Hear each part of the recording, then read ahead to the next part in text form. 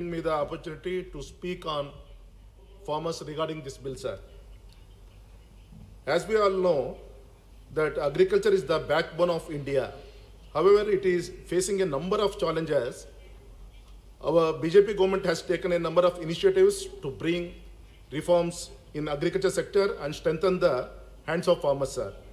Main aim of Honorable Prime Minister Shri Narendra Modi ji is to doubling the farmers' income and allow them to live with dignity and self-respect, sir.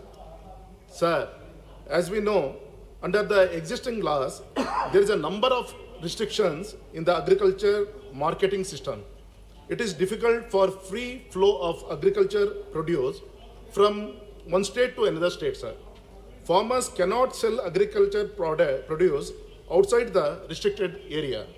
Sir, these are one set of problems. On the other hand, there is a lack of cold storages, insufficient godowns, and inadequate infrastructures.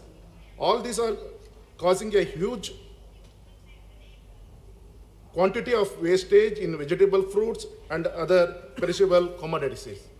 For example, if a farmer grows fruits like papaya or mango in a small village, he is unable to sell his produces to the processors in other parts of the country.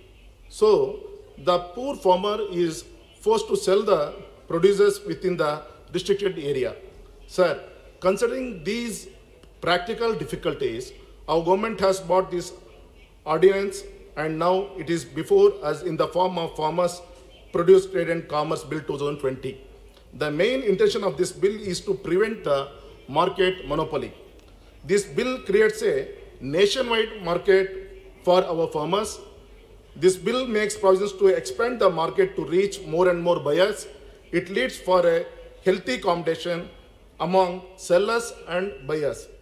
This bill prevents the intervention of middlemen in agriculture markets.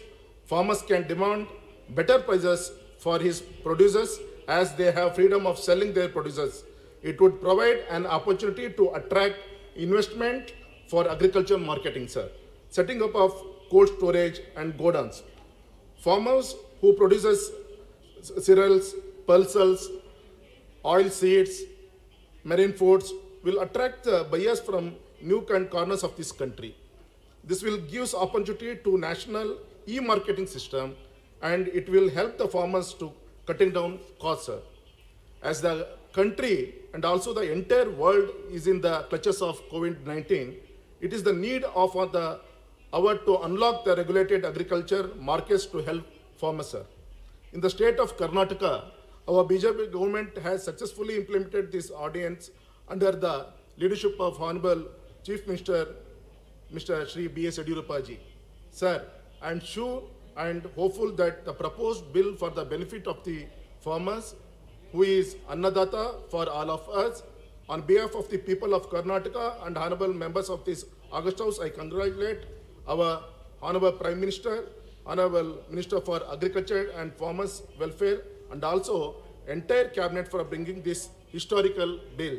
And this is a gift from Shri Narendra Modi ji to the farmers of this country on his 70th birthday, sir. Thank you. With these few words, I conclude my speech in support of this bill, sir. Thank you, sir. P.K. Kunhalikutti. Sir,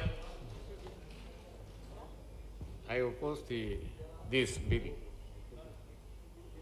Sir, this bill, which is in the name of the farmers, is not going to help them at all.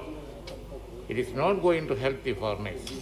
The recent financial package we saw, that was in the name of the poor people, the ordinary people, the workers, and the